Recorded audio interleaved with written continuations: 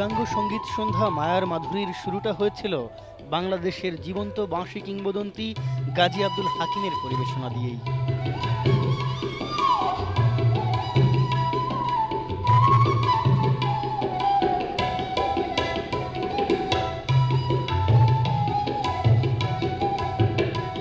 তারপর একে একে আমন্ত্রিত শিল্পীরা উঠলেন মঞ্চে।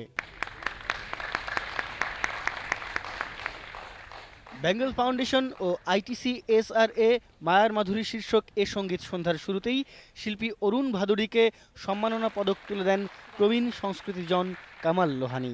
আমাদের মধ্য থেকে এই শাস্ত্রীয় সঙ্গীতের প্রতি যে আকর্ষণটি সেটি কি নিভে গেছে? আমার মনে হয় যায়নি। আমাদের মধ্যে ক্ষুধা আছে, তৃষ্ণা আছে, সেটা মেটাবার কোনো পথ আমাদের ছিল না। সেখানে আমি বলবো যে অগ্রপথিকের ভূমিকায় অবতীর্ণ হয়েছে বেঙ্গল। শিল্পীদের উত্তরীয় পরিয়ে দিয়ে বেঙ্গল ফাউন্ডেশনের সভাপতি আবুল খায়ের লিটু বাংলাদেশের উচ্চাঙ্গ সঙ্গীতের জন্য সবচেয়ে বড় উদ্যোগের খবরটি দিলেন। আমরা 29 নভেম্বর থেকে 4 ডিসেম্বর পর্যন্ত একটা ক্লাসিক্যাল কনফারেন্স করছি। সেখানে শিবকুমার শর্মা থেকে আরম্ভ করে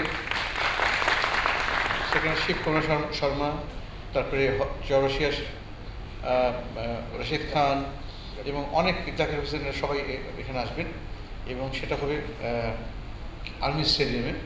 এবং আপনারা সবাই তার আগেই জানবেন, যে আগেই জানিয়ে দিলাম যে ওই 29 থেকে 4 তারিখ পর্যন্ত যারা এসব গানের প্রেমী ওনারা যেন মানে তখন ক্যালেন্ডারটা আপনারা বুক করে রাখবেন। ওটা সারা রাত ব্যাপী হবে। তো সুতরাং আপনাদের যাদের ইচ্ছে আমাদের ওখান থেকে পাস কালেক্ট করে নেবেন, অনেক আগে আমরা জানাবো আপনাদের।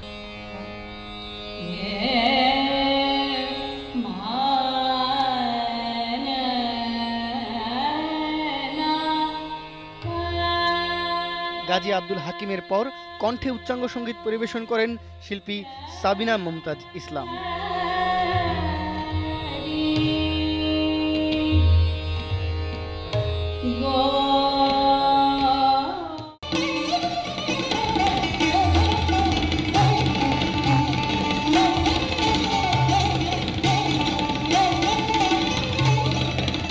লাইট গিটারে উচ্চাঙ্গ বাদন পরিবেশন করা রতন ভারতীর জন্য শুধু বাহ বাহ ধ্বনি যথেষ্ট ছিল না।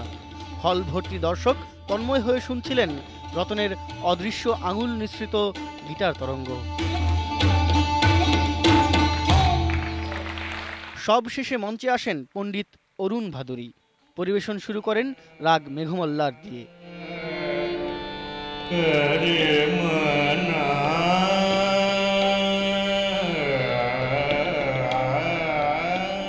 নিজের উদ্ভাবিত বন্দিশটি ছিল বিলম্বিত একতাল ও দ্রুত 3 তালে বাঁধা। দীর্ঘ সঙ্গীত জীবনের সকল সঞ্চয় যেন ঢেলে দিচ্ছিলেন সুরের কারুকাজে এই বর্ষিয়ান শিল্পী।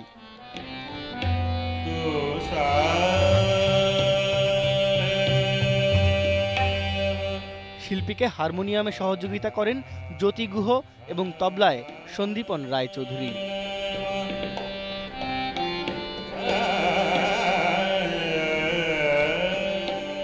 বেঙ্গল ফাউন্ডেশন ও ITC প্রতি 2 মাস অন্তর ঢাকার বাইরের শহরগুলোতে একটি করে সম্মিলিত উচ্চাঙ্গ সঙ্গীত সন্ধ্যা আয়োজনের চুক্তি স্বাক্ষর করেছে। সে চুক্তির বাস্তবায়নের প্রথম পদক্ষেপই এই উচ্চাঙ্গ সঙ্গীত সন্ধ্যা।